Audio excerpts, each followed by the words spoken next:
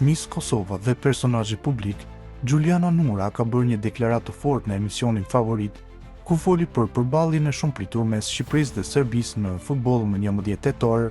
Nura, e njohur për qëndrimet e saj adetare, u shpreh me vendosmëri se do të jetë e pranishme në stadium duke mbajtur flamurin e ushtrisë çlirimtare të UÇK-s. Unë do të jem në ndeshjen ndaj Serbisë me flamurin e UÇK-s. Kam pasaport franceze, nuk mungucin sepse i kam njerëzit atje, deklaroi ajo me plot bindje, duke nuk kuptuar se nuk i friksohet nga asgjë reagimit apo pengesës për shkak të bindjeve të saj. Kjo deklaratë ka ngjallur reagime të shumta në rrjetet sociale ku shumë qytetarë e kanë mbështetur për guximin dhe qëndrimin e saj patriotik.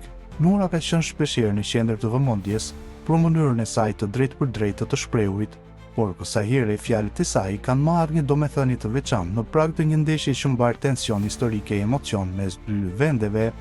Në studio përballë imazheve të saj me flamurin kushezi në stadium, ajo shtoi se dashuria për kombin dhe respekti për ata që kanë dhënë jetën për liri janë arsyet pse gjithmonë do të ngrej flamurin shqiptar dhe atë të UÇK-s.